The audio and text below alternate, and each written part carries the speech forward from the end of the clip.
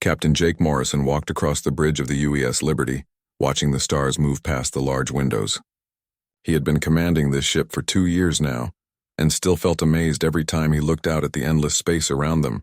The Terran Defense Fleet had been patrolling this part of the galaxy for 3 months, keeping peace between the different alien worlds that lived here. Earth had become something nobody expected after humans first met alien life. Instead of being feared or rejected, the other species had asked humans to help solve their problems. Most aliens thought humans were strange and violent, but also fair and honest. This made Earth the place other worlds came to when they needed help with disputes or dangerous situations. Jake stood next to his command chair, looking at the displays that showed their current position. They were traveling through a quiet section of space between 2 major trade routes. Nothing interesting had happened for weeks, and the crew was getting bored. Some of the younger officers were hoping for some excitement, but Jake preferred the quiet times.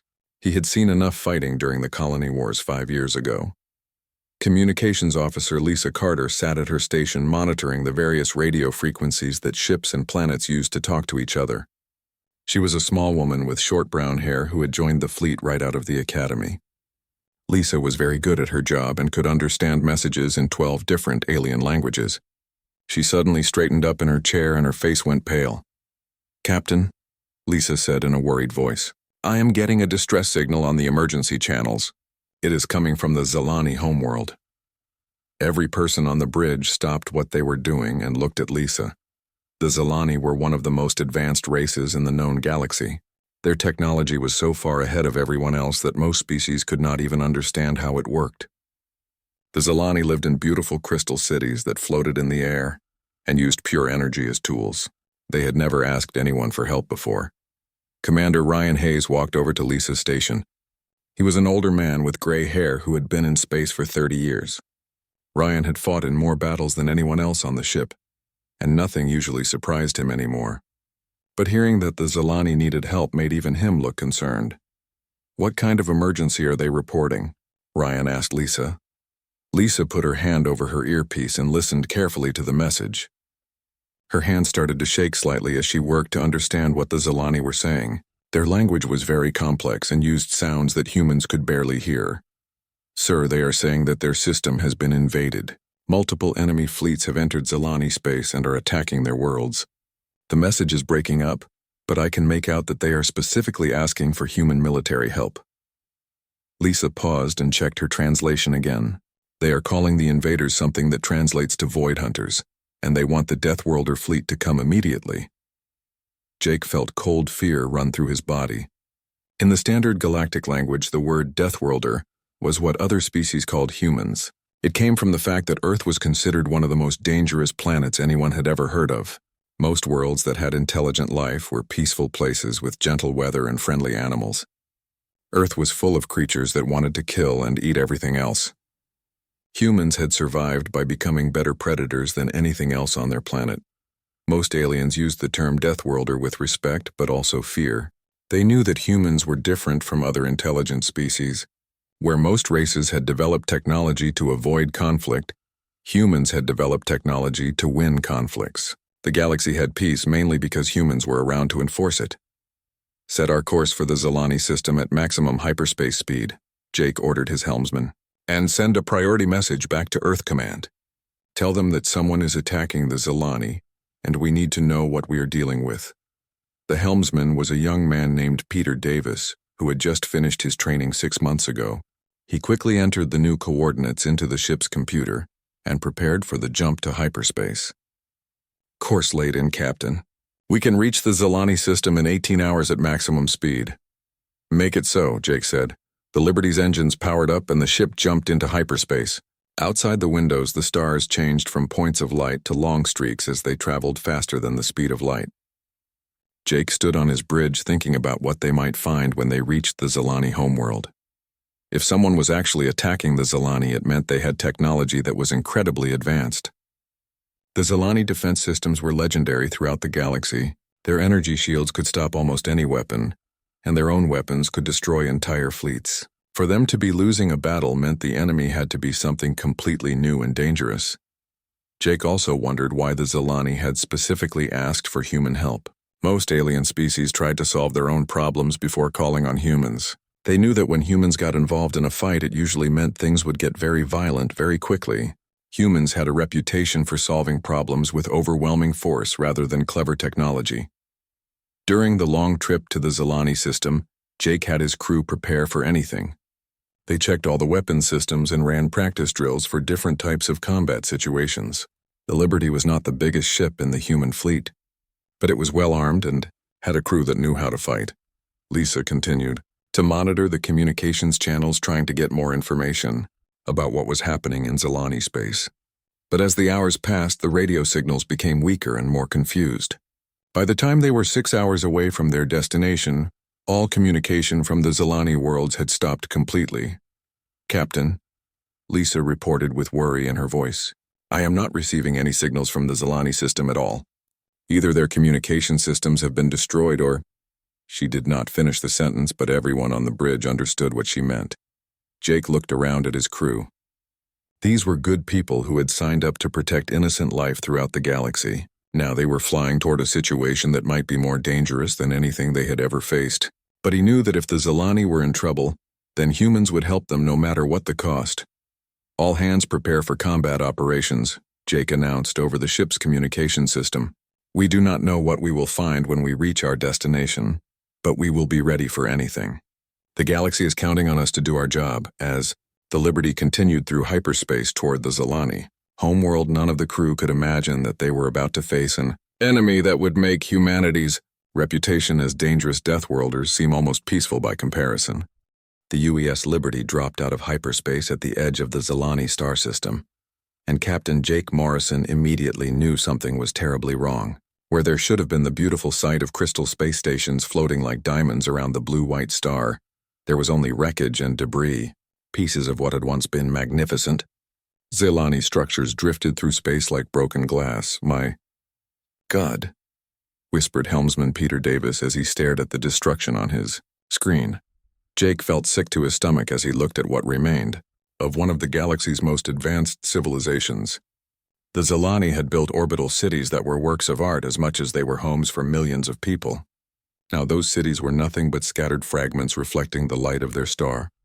Science officer Amy Rodriguez worked frantically at her station, trying to make sense of what her instruments were telling her. She was a young woman who had graduated at the top of her class and knew more about alien technology than most people in the fleet. But right now her equipment was giving her readings that made no sense at all. "Captain, I am detecting ships moving through the debris field, but they do not match anything in our databases," Amy reported with confusion in her voice. "Their hulls appear to be made of some kind of living metal, and I am reading energy signatures that do not correspond to any known propulsion system." On the main view screen, Jake could see the alien vessels that Amy was talking about. They were unlike anything he had ever seen before. The ships looked more like massive sea creatures than spacecraft. Their hulls were sleek and dark, with surfaces that seemed to move and change shape as he watched. They glided through space with a fluid motion that reminded him of sharks swimming through water. "How many ships are we looking at?" Commander Ryan Hayes asked as he studied the tactical display. "I count at least 30 vessels of various sizes," Amy replied. "The largest ones are bigger than our heavy cruisers, but they move like fighters." "Captain, these ships are not following normal physics. They should not be able to maneuver like that with their mass." Jake watched as one of the alien ships passed close to a large piece of Zilani debris. Instead of going around it, the strange vessel seemed to absorb the wreckage into its hull. The broken crystal and metal disappeared into the ship's surface like it was being eaten. "Communications, are you picking up any Zilani signals?" Jake asked Lisa Carter. Lisa had been scanning all frequencies since they arrived, but her face showed little hope. "I am getting very weak transmissions from the planet's surface, Captain. It sounds like they are coming from underground bunkers or shelters. Most of the signals are just static, but I think I can clean up one of them." "Put it through," Jake ordered. The bridge speakers crackled with interference before a familiar, crystalline voice came through. It was High Counselor Zethvar, one of the Zilani leaders that Jake had met during diplomatic missions. But instead of his usual calm and controlled tone, Zethvar sounded desperate and afraid. "Any human vessel that can hear this transmission, please respond. This is High Counselor Zethvar speaking from the emergency command center beneath our capital city. We are under attack by forces unlike anything we have ever encountered. They appeared 3 days ago through what can only be described as tears in space itself. Jake motioned for Lisa to open a channel. Hi, Counselor, this is Captain Morrison of the UES Liberty. We received your distress call and came as quickly as we could. What is your current situation? The relief in Zethvar's voice was clear even through the static. Captain Morrison, thank the cosmic forces that you are here. These invaders are not like any enemy we have faced before. Our most powerful defense shields have proven completely useless against their weapons. They seem to consume everything they touch, including our technology and our people. What do you mean they consume people? Ryan Hayes asked with a hard edge to his voice. They capture our citizens and take them aboard their vessels. We do not know what happens to them after that. But no one who has been taken has ever returned. Our scientists believe these creatures feed on advanced life forms and technology. We think they are what our ancient texts called the Devourers. Amy looked up from her science station with wide eyes. Captain, I have heard of the Devourers before. They are mentioned in several alien mythologies as beings that come from outside normal space and consume entire civilizations. Most scholars thought they were just stories. They are very real, Zethvar continued. We have lost contact with 12 of our colony worlds already. Each time the pattern is the same. The Devourers arrive through dimensional rifts, overwhelm our defenses, and strip the planets of all life and technology before moving on to the next target. Jake studied the alien ships on his display. As he watched, more of the creatures emerged from what looked like cracks in empty space. The rifts appeared as dark tears in reality that hurt to look at directly. Each time one opened, another group of the Predator ships came through. Hi, Counselor. What do these Devourers know about human military capabilities? Jake asked. Unknown, Captain. They have shown no fear of any species they have encountered so far. Every fleet that has engaged them has been completely destroyed. The Catharan Empire sent their entire navy against a small group of these creatures and lost every ship without destroying a single enemy vessel. That information made Jake's blood run cold. The Catharan Empire had one of the largest and most powerful military forces in the galaxy. Their ships were heavily armed and their crews were experienced fighters. If they could not even damage one Devourer ship, then humanity was facing an enemy far more dangerous than anyone had imagined. Captain, Amy called out urgently. 3 of the alien vessels are changing course toward our position. I think they have detected us. Through the view screen, Jake could see the Predator ships turning toward the Liberty with smooth, predatory movements. As they approached, he could see more details of their construction. The hulls were not solid metal, but seemed to be made of millions of small parts that moved independently. It was like looking at the skin of some massive living creature. All hands to battle stations, Jake announced over the ship's communication system. Raise shields and charge all weapons. We are about to find out what these things are capable of. The Liberty's defense systems activated, and the bridge lights dimmed as power was redirected to weapons and shields. Jake knew that his ship was no match for 30 alien vessels, but he also knew that someone had to learn how to fight these creatures. If humanity was going to help save the galaxy from this threat, they needed to understand what they were dealing with. Hi, Counselor, Jake said into the communication channel. Prepare your fastest courier ship and load it with everything your people know about these Devourers. If we do not survive this encounter, that information needs to reach Earth. Understood, Captain. May the cosmic forces protect you and your crew. Jake looked around at his bridge crew. These people had signed up to keep peace in the galaxy, and now they were about to face an enemy that consumed entire civilizations. But he knew that if anyone could find a way to fight these creatures, it would be humans. After all, other species called them Deathworlders for a good reason. Admiral Patricia Kane stood in the war room of Earth Defense Command, staring at the holographic map that showed the galaxy around them. Red zones marked the areas where star systems had gone completely silent in the past week. What had started as an attack on the Zilani, Homeworld was now spreading like a disease across multiple sectors of space. The room was filled with the most senior military officers from all branches of Earth's defense forces. These were people who had fought in the colony wars and defended human space from pirates and hostile aliens. But none of them had ever seen anything like what they were facing now. General Marcus Powell walked up to the display and pointed at the expanding red areas. He was a big man with scars on his face from battles fought years ago. Marcus had commanded ground forces on 6 different worlds and was known for his direct approach to solving problems. The Devourers are moving faster than our intelligence reports predicted. Marcus said in his deep voice. They are not just conquering systems, they are completely consuming them. Planets that have existed for thousands of years are being stripped bare in a matter of hours. Admiral Kane nodded as she studied the tactical information. She was a woman in her 50s who had worked her way up through the ranks by being smarter and tougher than everyone around her. Patricia had been in command of Earth's defense forces for 5 years and had never lost a major engagement. What about response from our alien allies? She asked. Intelligence Director Helen Morris stepped forward carrying a data pad filled with reports from across the galaxy. Helen was responsible for gathering information about threats to human space, and she looked more worried than Patricia had ever seen her. The news is not good, Admiral, Helen said. The Alteran Defense Fleet tried to stop the Devourers at Proxima 7. Over 200 of their most advanced warships engaged a group of 30 enemy vessels. Complete destruction of the Alteran fleet without a single Devourer ship being damaged. The room became very quiet as everyone absorbed this information. The Alterans were known throughout the galaxy for having some of the best military technology available. Their ships were fast, well-armed, and crewed by experienced fighters. If they could not even scratch one Devourer vessel, then conventional weapons might be useless. What about the Catharan Empire? Asked General Powell. They recalled their entire military to defend their homeworld, Helen replied. Early reports suggest the battle lasted less than 6 hours. We have had no communication from Catharan space since then. Admiral Kane felt a weight settle on her shoulders. The Catharan Empire controlled over 50 star systems and had a military force larger than most other species combined. If they had fallen to the Devourers, then humanity was looking at an enemy that could destroy the entire galaxy. A communication officer at one of the wall stations suddenly turned toward the group. Admiral Kane? Priority message coming in from Captain Morrison on the UES Liberty. Put it on the main screen, Patricia ordered. Captain Jake Morrison appeared on the large display looking tired and stressed. Behind him, the bridge of the Liberty showed signs of recent battle damage with sparks coming from damaged equipment and crew members working to repair systems.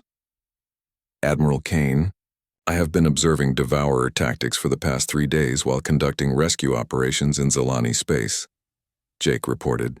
These creatures are unlike anything we have encountered before. They adapt to every weapon system they face within minutes of first contact. Explain, Admiral Kane said.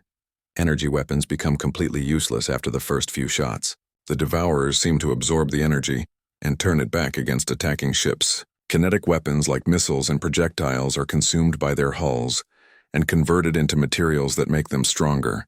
Every conventional tactic that our allies have tried has failed. General Powell leaned toward the screen. Captain, what are you suggesting we do differently? Jake's expression became hard and determined. General, I am suggesting we stop fighting like civilized beings and start fighting like humans. These Devourers have faced advanced civilizations with elegant weapons and sophisticated tactics, but I do not think they have ever encountered a species that learned to fight by surviving on a planet that was constantly trying to kill them. Admiral Kane understood immediately what Jake was suggesting. You are talking about unrestricted warfare, Captain. Yes, ma'am. Nuclear weapons, biological agents, gravitational bombs, quantum disruptors, neural viruses, dimensional mines. Everything that the Galactic Council made us promise never to use again after the colony wars ended. The silence in the room was complete. For the past 20 years, humanity had worked hard to convince other species that they were civilized and peaceful. Human military technology had been restricted by treaty to prevent other races from becoming afraid of Earth's growing power. Most aliens already called humans Deathworlders because of their violent nature and advanced weapons. Admiral, Jake continued, the other species fight wars like chess games with rules and proper moves. We need to fight this war like the apex predators we actually are. These Devourers understand advanced technology and sophisticated tactics, but they might not understand pure human creativity applied to the problem of killing things that are trying to kill us. Helen Morris looked up from her datapad. Admiral, if we remove all restrictions on human military technology, we could become more dangerous to the galaxy than the Devourers themselves. Other species are already afraid of what humans might do with unrestricted warfare. The other species will not exist if we do not stop these creatures, Admiral Kane replied. Captain Morrison, how long do you estimate we have before the Devourers reach human space? Based on their current expansion rate, maybe 2 weeks, Admiral. But they seem to be accelerating as they consume more resources. It could be less. Patricia Kane looked around the room at her senior staff. These were good people who had dedicated their lives to protecting innocent life throughout the galaxy. Now she was asking them to become the very monsters that other species feared humans could be. "All fleet commanders, this is Admiral Kane," she announced over the military communication network. "Implement Protocol 0 immediately. All restrictions on human military technology are hereby suspended until further notice. All treaties limiting our weapons development are considered void. We are now operating under unrestricted warfare protocols." She paused for a moment before continuing. "To all ship captains and ground commanders, you are authorized to use any means necessary to destroy Devourer forces. Nuclear weapons, biological agents, dimensional disruption devices, neural warfare systems, and any other technology that can kill these creatures. We are no longer peacekeepers or diplomats. We are predators going hunting." The communication ended and the room remained silent as everyone realized what had just happened. Humanity had spent decades convincing the galaxy that they were civilized and safe. Now they were about to show every species in known space why Earth was called a death world, and why humans were the apex predators of their planet. Admiral Kane looked at the expanding red zones on the galactic map. "Signal all shipyards to begin immediate production of our most advanced weapon systems. Contact the research facilities and tell them to release everything they have been working on, no matter how dangerous or experimental." "What about the Galactic Council, ma'am?" asked Helen Morris. "The Galactic Council can file a complaint after we save their lives," Admiral Kane replied. "It is time to show these devourers what happens when they threaten a species that evolved by being better killers than everything else on their world."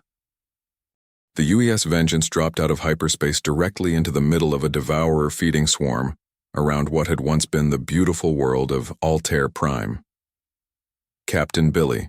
Chen watched through the main view screen as the alien ship stripped away the last remains of the crystal cities that had floated in the planet's atmosphere for thousands of years. Billy was a young captain who had been given command of one of humanity's newest warships just 2 weeks ago. The Vengeance was not like the old exploration vessels that humans had used for peacekeeping missions. This ship had been built for one purpose only: to kill things that needed killing as efficiently as possible. "Status report on all weapon systems." Billy ordered his weapons officer. Danny Williams looked up from his control station with excitement in his eyes. Danny had been waiting his entire career to use the weapons that were now loaded onto human ships. "All systems are green, Captain. Quantum torpedo tubes are loaded with antimatter warheads. Gravitational disruptors are online, and the new neural virus packages are ready for deployment." Billy nodded as he studied the devourer ships moving through the debris of the destroyed world. There were 12 of the alien vessels in this group, each one larger than a human cruiser. They moved through space like living creatures, their dark hulls rippling and changing shape as they consumed the wreckage around them. "Are we still cloaked?" Billy asked his science officer. "Yes, sir," replied Jenny Park, a small woman who understood the new stealth technology better than anyone else on the ship. "The experimental cloaking system is holding steady. The devourers show no indication that they have detected our presence." Billy had studied every report from the battles between devourer forces and alien fleets. The enemy ships were incredibly advanced and could adapt to any conventional weapon within minutes of first contact. But humans had learned something that no other species understood about warfare. Sometimes the best weapon was not the most advanced one, but the one your enemy could not predict or adapt. "To target the largest devourer vessel," Billy ordered Danny. "Let us see how they handle a taste of human creativity." The Vengeance moved closer to the alien fleet while remaining invisible to their sensors. Billy could see the details of the enemy ships now, and they were even more disturbing up close. The hulls were not solid metal but appeared to be made of millions of small living parts that moved independently like the cells of some massive organism. "Firing quantum torpedoes," Danny announced. 6 antimatter warheads streaked toward the largest devourer ship at incredible speed. The weapons had been designed not just to explode, but to create localized tears in space and time that would disrupt the fundamental forces holding matter together. When they struck the alien vessel, brilliant flashes of light lit up the darkness of space. The devourer ship's hull began to change and adapt immediately, just as it had done when facing weapons from other species.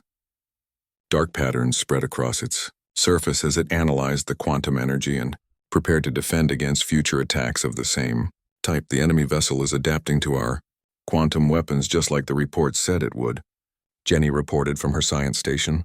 But Captain, look at the energy readings. The adaptation process is taking longer than it did against conventional weapons. Billy smiled grimly. The antimatter warheads had been designed by human scientists who understood that the key to fighting an adaptive enemy was not to use better technology, but to use more unpredictable technology. Deploy the neural virus, Danny. Let us give them something really interesting to think about. The second wave of torpedoes carried no explosive warheads at all. Instead, they contained humanity's most terrifying contribution to galactic warfare. Computer viruses that were not based on logical programming, but on the chaotic patterns of human neural activity. The viruses had been created by studying how human brains responded to extreme fear and anger. When the virus torpedoes struck the Devourer ship and released their payloads, the effect was immediate and devastating. The alien vessel's sophisticated biomechanical systems had been designed to adapt and overcome any logical threat they encountered. But suddenly they found themselves infected with pure human paranoia and survival instinct. The Devourer ship began firing its weapons wildly in all directions, as the virus convinced its organic computers that everything around it was a deadly threat. Its elegant movement patterns became erratic and violent as human fight-or-flight responses took control of its navigation systems. Holy hell, Danny whispered as they watched the infected ship turn on its own fleet.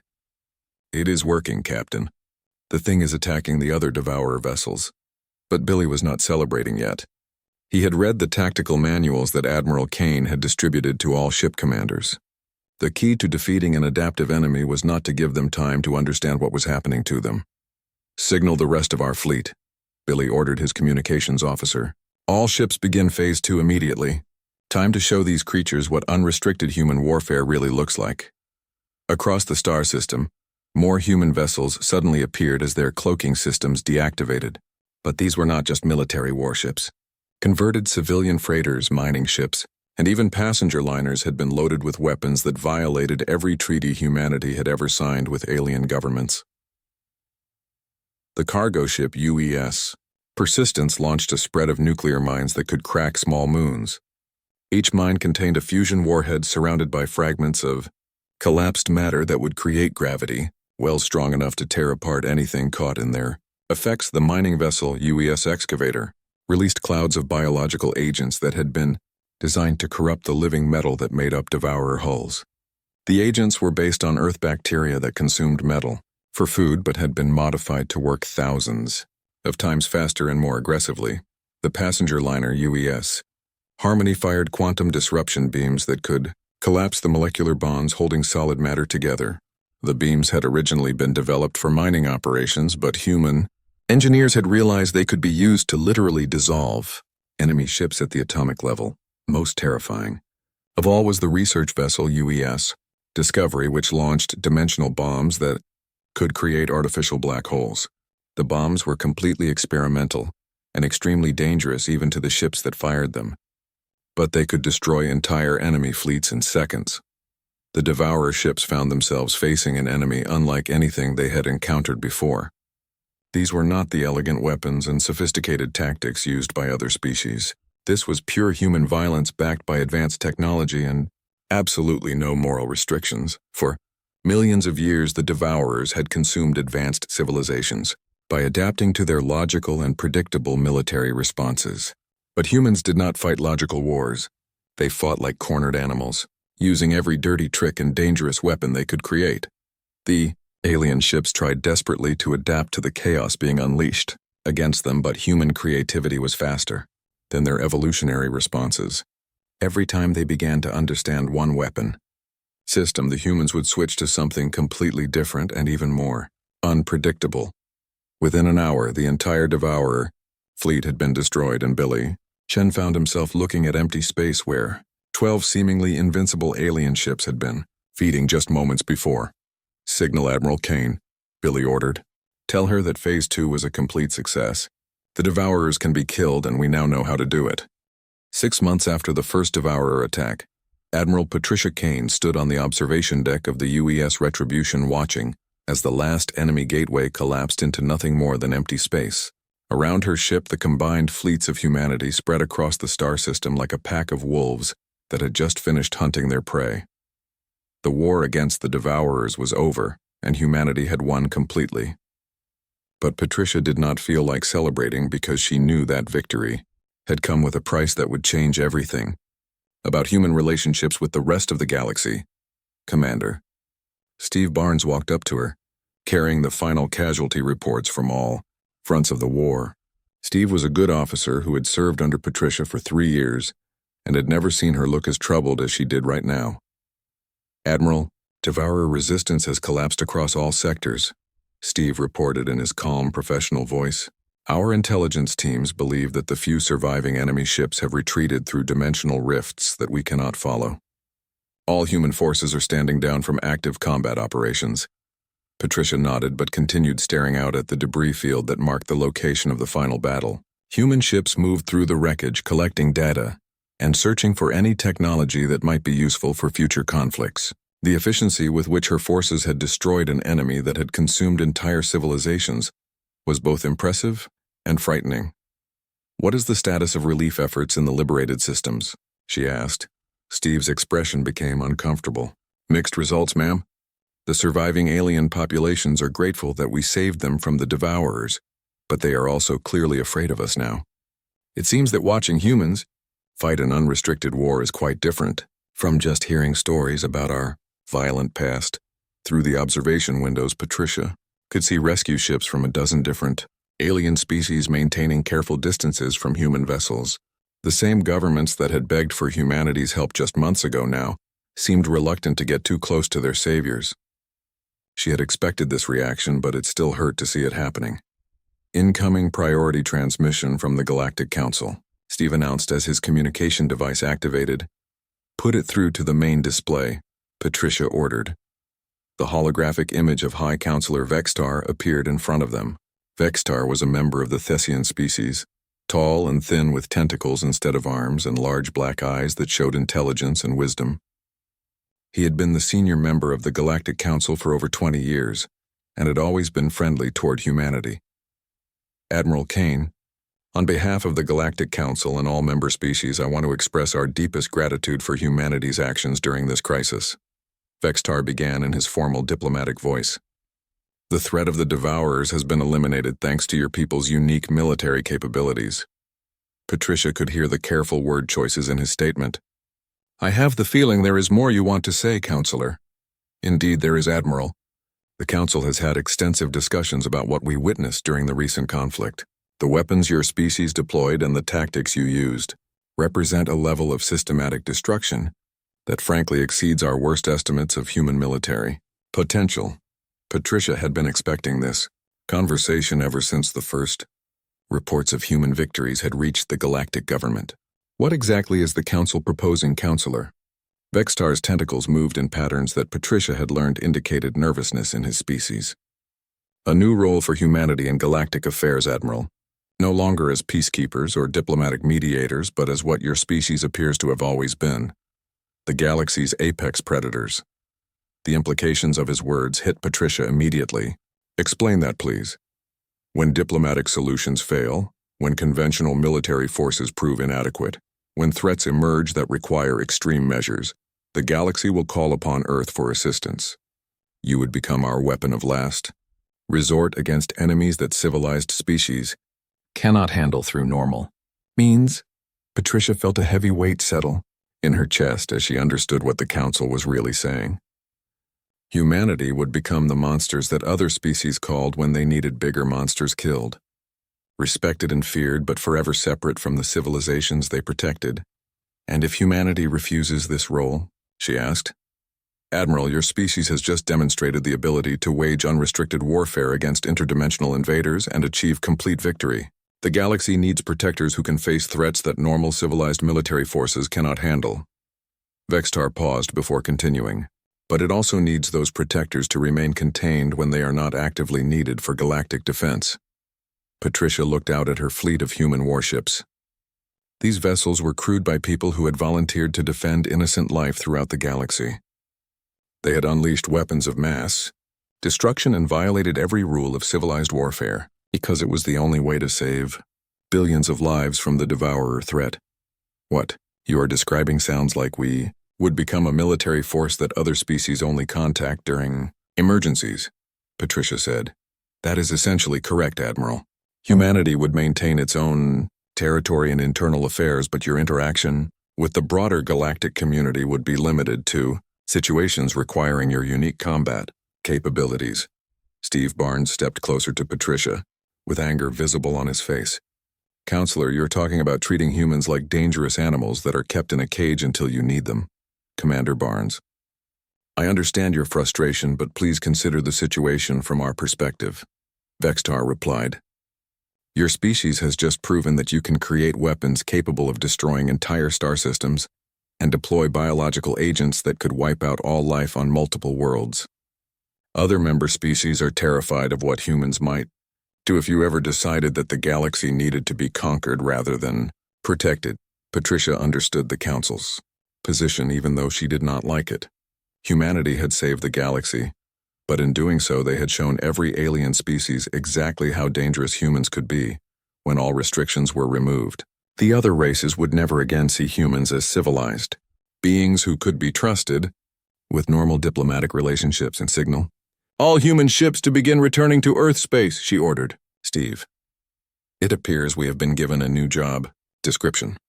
As the human armada prepared for the journey home, emergency broadcast systems throughout the galaxy began transmitting a new message in hundreds of different languages. Emergency. Protocols have been updated for all member species of the Galactic Council in situations involving existential threats that cannot be resolved through conventional military action. Please transmit the following message on emergency frequency. 121.5. SOS received. The Deathworlder fleet has begun to move. Expected response time is 72 standard hours.